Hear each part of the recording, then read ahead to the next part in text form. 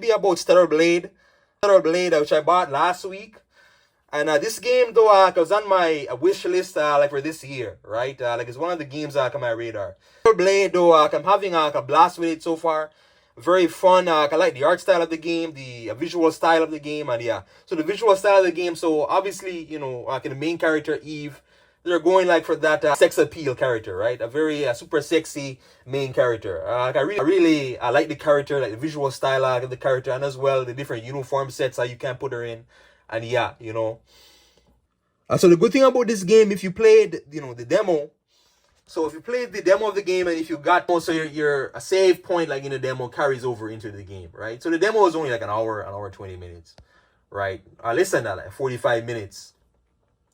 So the demo basically, once you similar to Final Fantasy 16 from last year, the demo. So if you have the demo like on PS5, you can carry it over to the main game. Like if you bought the game. Keep in mind this is a full price game. It is a full price game, and depending on your currency, right, I might be like a bit much. But my currency is like $100, like $100, 89 $90, right? So yeah, and it's only for PS5. As far as I know, it's only for PS5, so it's not on PC. But you would imagine, like with lots of PS5 games, eventually come to PC. Eventually, though, I would imagine it's gonna come to PC, and yeah. I like the case cover. The case cover art is beautiful. I really like it a lot, right?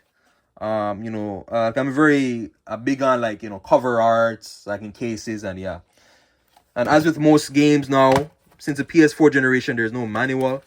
Mine came in a code, so if you bought the physical copy, it basically gives you a code, and it's just an extra uniform and 2 cosmetics.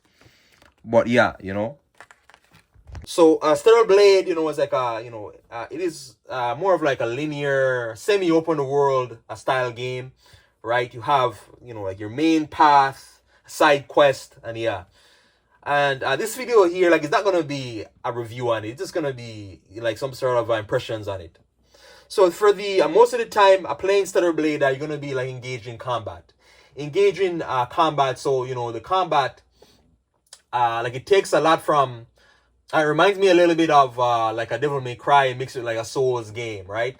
So like you have to it is based on a parrying. So this parry system. So you gotta parry a lot.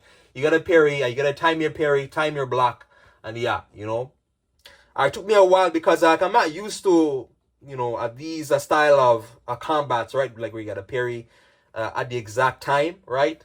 So it took me a while, to get used to the whole parry system.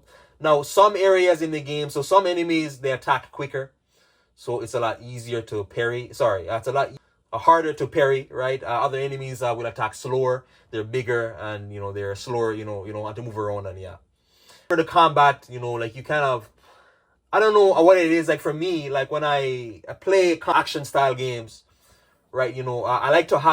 I like to be very agile, like very agile. I move around a lot, and yeah. Now at this game though, you kind of feel this is like a slight complaint. You kind of feel very grounded, like you don't.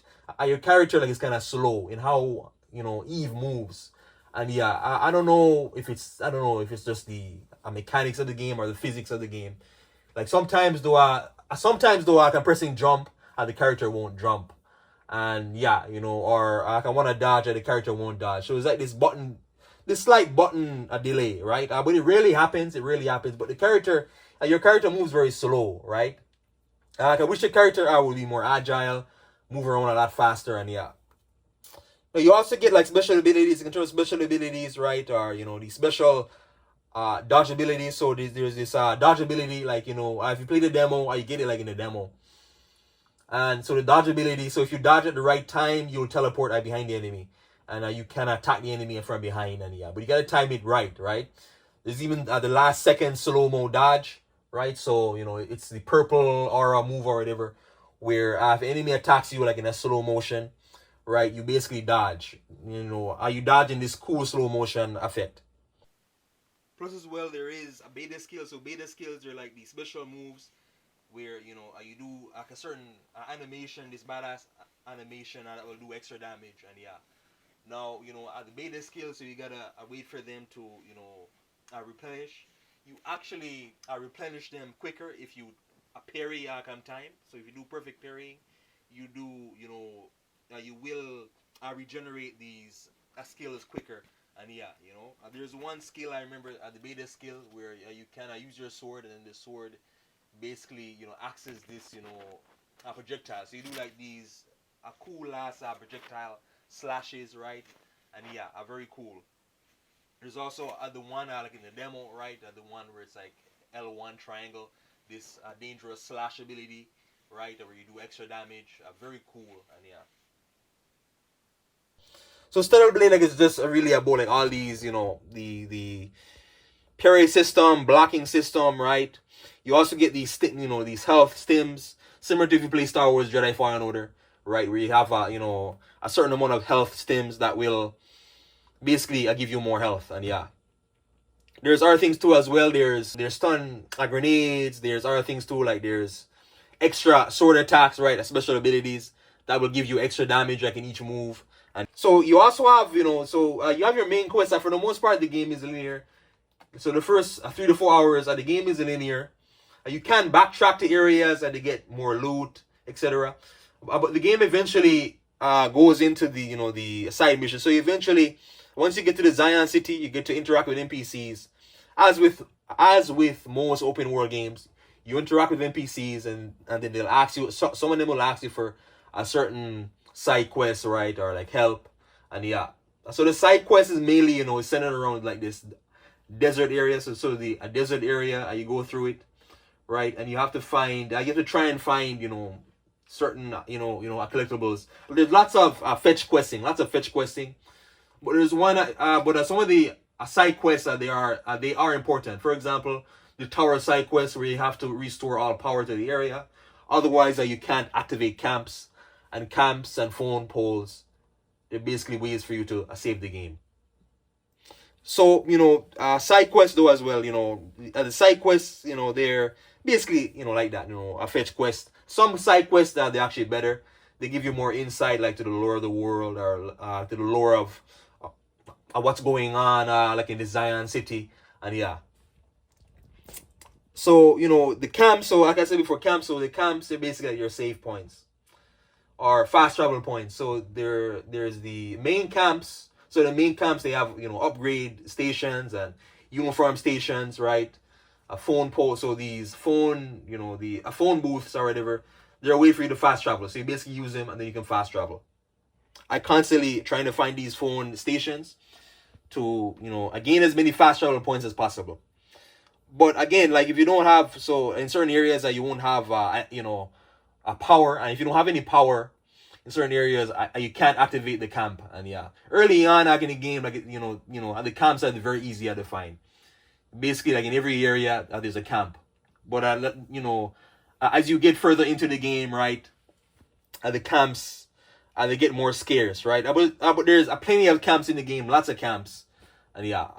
So other things too in the game. So the enemy designs, in terms of like enemy designs, is probably one of the most gruesome enemy designs like in the game. Like I'm thinking back to like when I look at enemy designs, like in terms of like gruesomeness, I'm thinking like the Necromorphs from Dead Space, right? What's another one, as well? The Burkham final boss. So the very final form of Burkham in Resident Evil 2 Remake. And yeah, this game really takes the cake in terms of enemy design, in gruesome enemy design. Like it's very, they went all out. Like if these gruesome Naytiba enemies, like they look very gruesome, they look very menacing, disgusting, and yeah. But yeah, the enemies. So basically, the enemies, lots of different enemy designs. There's enemies that will roll at you. There's enemies that will do heavy attacks. There's enemies that will, there's like these robot-based enemies. There's other enemies too as well, where they have, lots of different attacks. And yeah, but I just like the enemy design in this game. It is amazing. It kind of reminds me like the interaction like with the enemy, the enemies themselves. They kind of feel a little Souls inspired, right? Like in how the enemies go about, like in the world, and yeah, the enemy AI, but the enemy AI too as well. They follow you, so once you accidentally activate like interaction like with the enemy is gonna follow you wherever you go, and yeah, there's enemies that will come like out of the ground, and I kind of have a little insect phobia, so it's like okay, I kind of shiver in certain areas. But yeah.